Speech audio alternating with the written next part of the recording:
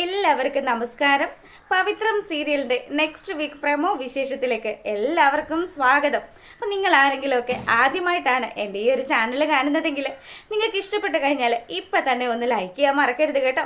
Subscribe ചെയ്യാത്തവരൊക്കെ ഒന്ന് subscribe ചെയ്തുകൂടെ support ചെയ്യണം. അപ്പം നേരെ നമുക്ക് പവിത്രം സീരിയലിൻ്റെ നെക്സ്റ്റ് വീക്ക് വിശേഷങ്ങളിലേക്ക് പോയാലോ. അങ്ങനെ ദാ നമ്മുടെ വേദ അറിയാതെ ആണെങ്കിലും ഒരു വാശിപ്പുറത്താണെങ്കിലും വിക്രം കെട്ടിയ ആ ഒരു താലി അവളുടെ കഴുത്തിൽ കയറുകയാണ്. വളരെയധികം വിശ്വാസമുള്ളതും ഈശ്വരവിശ്വാസവും അതുപോലെ തന്നെ ഇത്തരം ആചാരങ്ങളിലൊക്കെ വിശ്വാസമുള്ള നമ്മുടെ വേദയാണെങ്കിലും കഴുത്തിൽ വീണ ആ താലി അത് ഊരാൻ തയ്യാറാകുന്നില്ല. ഇവളുടെ വീട്ടുകാർ അത്യാവശ്യം പിടിപാടുള്ളതായതുകൊണ്ട് തന്നെ അവരെല്ലാവരും കൂടി ചേർന്ന് വിക്രത്തെ പൂട്ടാനും അതുപോലെ വിക്രത്തെ എൻകൗണ്ടർ ചെയ്യാനുമുള്ള കാര്യങ്ങളൊക്കെ ചെയ്തു വയ്ക്കുക. അങ്ങനെ സ്റ്റേഷനിലെത്തുന്ന നമ്മുടെ പവിത്ര ബാക്കി കാര്യങ്ങളിലേക്ക് പോവാം. അങ്ങനെ പവിത്ര സ്റ്റേഷനിലെത്തി അവിടെ കിടക്കുന്ന നമ്മുടെ വിക്രത്തെ കണ്ടു. അതിനുശേഷം എസ് പറഞ്ഞു, അതെ സാറേ, ഞാനിപ്പോൾ പറയുന്ന കാര്യങ്ങൾ സാറ് വ്യക്തമായിട്ട് കേൾക്കണം. മറ്റാരുടെങ്കിലും താല്പര്യത്തിലാണ് ഈ വ്യക്തിയെ പിടിച്ച് സാറ് പൂട്ടിയതെങ്കിൽ സാറ് തൂങ്ങും കേട്ടോ. അയാളുടെ ഭാര്യയാണ് ഞാൻ. എന്ത് കാര്യത്തിലാണെങ്കിലും അയാൾ എൻ്റെ കഴുത്തിലൊരു താലി കെട്ടിയല്ലോ, അതുകൊണ്ട് തന്നെ ഞാൻ അയാളുടെ ഭാര്യയാണ്. ആ കാര്യം എന്തായാലും എൻ്റെ അച്ഛനും വീട്ടുകാർക്കും ഒന്നും അംഗീകരിക്കാതിരിക്കാൻ പറ്റത്തുമില്ല. അതുകൊണ്ട് സാർ അതൊക്കെ ഒന്ന് മനസ്സിലാക്കണം. ഞാൻ പറയുന്ന കാര്യങ്ങളെല്ലാം സാറൊന്ന് കേൾക്കണമെന്ന് കൂടി പവിത്ര പറയുക. അപ്പം സാറാണെങ്കിൽ പേടിച്ച് വരണ്ട് നിൽക്കുക. ഈ പെണ്ണിത് എന്തിനുള്ള പുറപ്പാടാണാവോ. അവളുടെ അച്ഛനും ആങ്ങളെയൊക്കെ പറഞ്ഞത് കൊണ്ടാണ് താൻ കേസ് എടുത്തതെന്ന് പവിത്ര ആ പോലീസുകാരൻ പറയുന്നുണ്ടെങ്കിലും നമ്മുടെ പവിത്ര പറഞ്ഞു, ഞാനേ ഇവിടെ നിന്ന് ഒരു ലൈവ് അങ്ങിടും. സാറ് എന്തെങ്കിലും FIR അല്ലെങ്കിൽ മറ്റെന്തെങ്കിലും രീതിയിൽ ഇയാൾക്കെതിരെയുള്ള കേസ് രജിസ്റ്റർ ചെയ്തോന്ന് അവൾ ചോദിച്ചു. ആ സമയം നമ്മുടെ പോലീസുകാരൻ ബബ്ബ അടിക്കാൻ തുടങ്ങി. പോലീസുകാരന് പേടിയായി.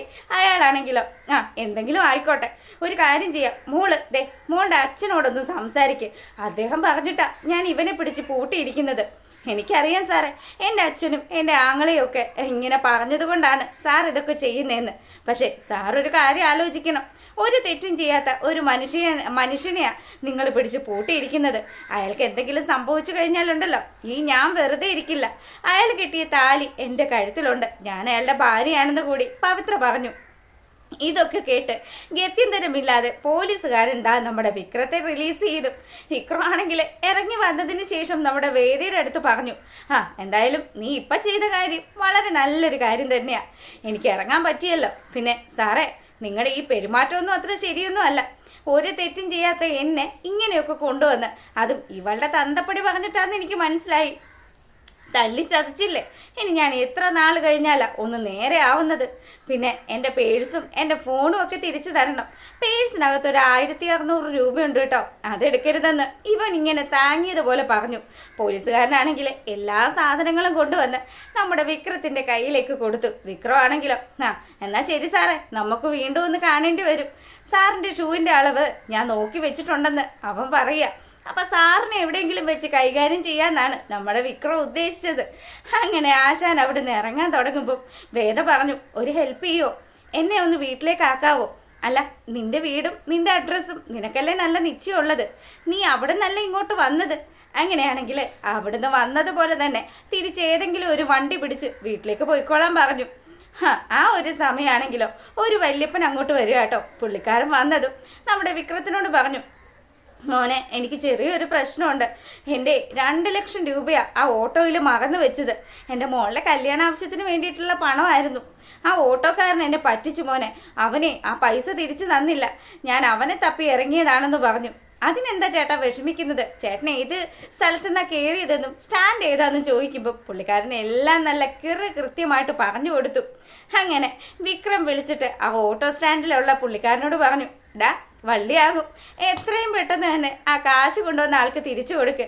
ഇവിടെ പോലീസ് സ്റ്റേഷൻ്റെ വാതിക്ക് ഉണ്ട് ആള്. ഞാൻ പറഞ്ഞിട്ട് കേസ് കൊടുക്കാതെ നിൽക്കുകയാണ്. നീ ഇപ്പം തന്നെ അത് മടക്കി കൊടുത്തോളാൻ പറഞ്ഞു. എൻ്റെ പൊന്നണ്ണ, ഞാൻ ഇപ്പം വരാമെന്നും പറഞ്ഞ് അവനാണെങ്കിൽ ആ കിട്ടിയ പണമായിട്ട് സ്റ്റേഷനിലേക്ക് വരിക. ഈ സമയം വിക്രം അവിടെ നിന്ന് പോയി. അതിങ്ങനെ അങ്ങനെ നമ്മുടെ വേദ സ്റ്റേഷനിൽ നിന്നും ആ വിക്രത്തിനെ ജാമ്യത്തിൽ ഇറക്കിയിട്ട് അവള് നേരെ വീട്ടിലേക്ക് വരിക. വേദയുടെ വരവ് കാണുമ്പോ തന്നെ ജഡ്ജി അദ്ദേഹം ഇങ്ങോട്ട് എഴുന്നേറ്റു. എന്തൊക്കെയാ മോളെ നീ കാണിച്ചു കൂട്ടുന്നത്? ഞാനും നിന്റെ ഏട്ടനും കൂടിയല്ലേ അവനെ ആ സ്റ്റേഷനിലാക്കിയത്. എന്നിട്ട് അവിടെ നിന്നും അവനെ രക്ഷപ്പെടുത്തി കൊണ്ടുപോരാൻ നിനക്ക് എങ്ങനെ തോന്നി? നിന്റെ ജീവിതം തകർത്തവനല്ലേ അവൻ. എത്രയും പെട്ടെന്ന് തന്നെ എല്ലാ ക്രിയകളും ചെയ്തു തീർത്തല്ലോ. ഇനി ആ കഴുത്തെ കിടക്കുന്ന താലി, ആ മഞ്ഞ ചരടങ്ങ് പൊട്ടിച്ച് വലിച്ചെറിഞ്ഞേക്കെന്ന് തന്നെ അദ്ദേഹം പറയാണ്. വേദയാണെങ്കിൽ ഒരു നിമിഷം മിണ്ടാതെ നിന്നു. അമ്മ എന്താ അന്ന് അച്ഛൻ്റെയും അമ്മയുടെയും വിവാഹത്തെക്കുറിച്ച് സംസാരിച്ചത്? അമ്മ ആദ്യമായിട്ട് അച്ഛനെ കണ്ടത് കല്യാണ ദിവസമായിരുന്നെന്നല്ലേ പറഞ്ഞത്? അതിനു മുന്നേ അമ്മ അച്ഛനെ കണ്ടിട്ടില്ലെന്നും പറഞ്ഞു. ഞാനും ദർശനും തമ്മിലുള്ള വിവാഹം നടത്താൻ നിങ്ങൾ എല്ലാവരും ചേർന്നൊരു തീരുമാനം എടുത്തതല്ലേ? അപ്പോഴും ഞാൻ ദർശനെ നല്ലൊരു ഫ്രണ്ടായിട്ട് മാത്രമേ കണ്ടിരുന്നത്. പിന്നെ ഇന്ന് എൻ്റെ ജീവിതത്തിൽ ഇങ്ങനെയൊക്കെ സംഭവിച്ചിട്ടുണ്ടെങ്കിൽ അത് ഈശ്വര നിശ്ചയമാണെന്ന് മാത്രമേ ഞാൻ വിചാരിക്കുന്നുള്ളൂ എന്ന് കൂടി വേദ പറഞ്ഞു. വേദയുടെ ഈ സംസാരമൊക്കെ കേട്ട് കഴിയുമ്പോൾ മുത്തശ്ശിയാണെങ്കിലോ, വേദമോളെ സംഭവിച്ചതൊക്കെ സംഭവിച്ചു. അച്ഛനും അമ്മയും പറയുന്നത് മോളൊന്ന് കേക്ക്. മുത്തശ്ശി എന്താ മുത്തശ്ശി പറയുന്നത്? അമേരിക്കയിലൊക്കെയാണ് ഞാൻ നിന്നതെങ്കിലും പക്ഷെ എനിക്ക് ഈ നാട്ടിലെ ചില ആചാരങ്ങളുമായിട്ട് നല്ല ബന്ധമുണ്ട്. മുത്തശ്ശിയെ ഒന്ന് ആലോചിച്ച് നോക്ക്. കുട്ടിക്കാലം മുതലേ മുത്തശ്ശിയല്ലേ ഈ ക്ഷേത്രത്തിലെ ആചാരങ്ങളും ക്ഷേത്രത്തിന്റെ കഥകളും ഒക്കെ പറഞ്ഞു തന്ന് എന്നെ ആ രീതിയിലല്ലേ മുത്തശ്ശി വളർത്തിയത്. അത് തന്നെ വളർത്തുദോഷം, അത് തന്നെ ഇതെന്നും പറഞ്ഞ് ജഡ്ജി അദ്ദേഹം അങ്ങോട്ട് എഴുന്നേറ്റു. വേദേ, നീ ഇപ്പൊ കാണിച്ചു കൂട്ടുന്നത് മുഴുവൻ തെമ്മാടിത്തരമാണ്. എത്രയും പെട്ടെന്ന് ആ താലി കളഞ്ഞിട്ട് നാളെ തന്നെ ദർശനമായിട്ടുള്ള വിവാഹത്തിന് തയ്യാറാകാൻ പറയുക. ഒരിക്കലും സംഭവിക്കില്ലച്ചാ. എൻ്റെ കഴുത്തിൽ എൻ്റെ മരണം വരെ ഈ താലി ഉണ്ടാകും. ഞാനിനി ഒരുത്തൻ്റെയും ഭാര്യയാകില്ല. എത്ര തെമ്മാടിയാണെങ്കിലും അയാൾ എൻ്റെ കഴുത്തിൽ താലി കെട്ടിയില്ലേ എന്നൊക്കെ പറഞ്ഞ് വേദ ഭയങ്കര ഡയലോഗ് അടിക്കുക. അങ്ങനെയുള്ളൊരു മോളാണ് നീയെങ്കിൽ ഇനി എൻ്റെ ഈ വീട്ടിൽ നിനക്ക് സ്ഥാനം ഉണ്ടാവില്ല. താലി പറിച്ചെറിഞ്ഞിട്ടാണ് നീ വരുന്നതെങ്കിൽ ഇരു കൈ നീട്ടി നിന്റെ ഈ കുടുംബക്കാർ സ്വീകരിക്കുമെന്ന് പറഞ്ഞു. അങ്ങനെ വളരെ സങ്കടത്തോടു കൂടി വേദ ആ വീട്ടിൽ നിന്നും പടിയിറങ്ങുകയാണ്. അച്ഛനും അമ്മയും ഒരക്ഷരം പോലും മിണ്ടാതെ നിൽക്കുമ്പോൾ മുത്തശ്ശി നിറ കണ്ണുകളോടുകൂടി തൻ്റെ കൊച്ചുമോളെ യാത്രയാക്കുക. അങ്ങനെ അവള് നമ്മുടെ വിക്രത്തിന്റെ വീട്ടിലെത്തി. അവിടെ വന്നതും വിക്രത്തിന്റെ അമ്മയും അതുപോലെ ആ സഹോദരിമാരും ഒക്കെ ഇങ്ങോട്ട് വന്നു. മോളാരാ? ഞങ്ങൾക്ക് മനസ്സിലായില്ലല്ലോ. അത് ഞാൻ എല്ലാം പറയാം. ഇവിടുത്തെ അച്ഛൻ എവിടെയെന്ന് ചോദിക്കുക.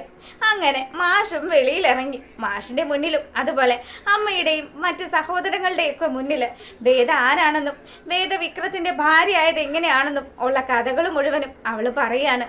അപ്പൊ വളരെ സങ്കടത്തോടു കൂടി ഈ അമ്മ ഈ കഥകളൊക്കെ കേട്ട് നിന്നപ്പോൾ അച്ഛനാണെങ്കിലോ, അതെ എന്താ ഇപ്പൊ ഇങ്ങോട്ട് വന്നത്?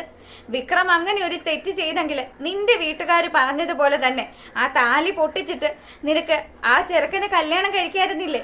പിന്നെ ഈ ഗുണ്ടയായിട്ട് തെരുവതണ്ടിയായിട്ട് നടക്കുന്ന ഈ വിക്രത്തിനെ ആഗ്രഹിച്ച് നീ ഇങ്ങോട്ട് വന്നത് എന്തിനാ മോളെ? ഇപ്പൊ തന്നെ ഈ വീട്ടിൽ നിന്ന് പുറത്തു പോയിക്കോളാൻ പറഞ്ഞു. മാഷിന്റെ ആ മറുപടി കേട്ടതും വേദയ്ക്ക് നല്ല സങ്കടമായി.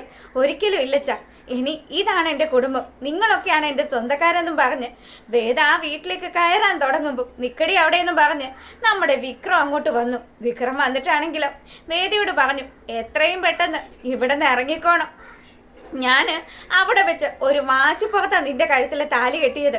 അങ്ങനെ ഞാൻ താലി കെട്ടിയെങ്കിൽ ആ താലി ഞാൻ തന്നെ അങ്ങ് പൊട്ടിച്ച് കളയാന്നും പറഞ്ഞ് താലി പിടിച്ച് പൊട്ടിക്കാൻ തുടങ്ങുമ്പോൾ നമ്മുടെ വേദയ്ക്ക് നല്ല ദേഷ്യം വന്നു.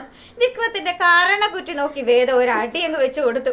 കാരണം പൊത്തി ഒരു പെണ്ണിന്റെ കയ്യിൽ നിന്ന് ആദ്യമായിട്ട് അടിയും കൊണ്ട് വിക്രം ഇങ്ങനെ സ്തംഭിച്ച് നിൽക്കുമ്പോൾ വിക്രത്തിന്റെ അമ്മയും അച്ഛനും അതുപോലെ സഹോദരങ്ങളും ഒക്കെ പരസ്പരം നോക്കുക, ഇതെന്തൊക്കെയാ ദൈവമേ ഇവിടെ നടക്കുന്നതെന്ന്. അങ്ങനെ വിക്രം അവിടെ സ്തംഭിച്ച് നിന്നു. പിന്നെ അതിനുശേഷമാണെങ്കിൽ നമ്മുടെ വേദ പറഞ്ഞു, ഒരു കാരണം വെച്ചാലും എൻ്റെ ഈ കഴുത്തിൽ കിടക്കുന്ന താലിയെ തൊടാൻ നിങ്ങളെ ഞാൻ സമ്മതിക്കില്ല. ഞാൻ ഇവിടെ തന്നെ നിൽക്കും. നിങ്ങൾ എന്നെ സ്വീകരിക്കുന്നത് വരെ ഈ വീട്ടുപടിക്കൽ ഞാൻ സത്യാഗ്രഹം ഇരിക്കുമെന്ന് തന്നെ അവള് പറയുക. അങ്ങനെ നമ്മുടെ വേദ ആ ഉമ്മറത്ത് കുത്തിയിരിക്കാൻ തുടങ്ങി. ഒരു സമരം പോലെ തന്നെ.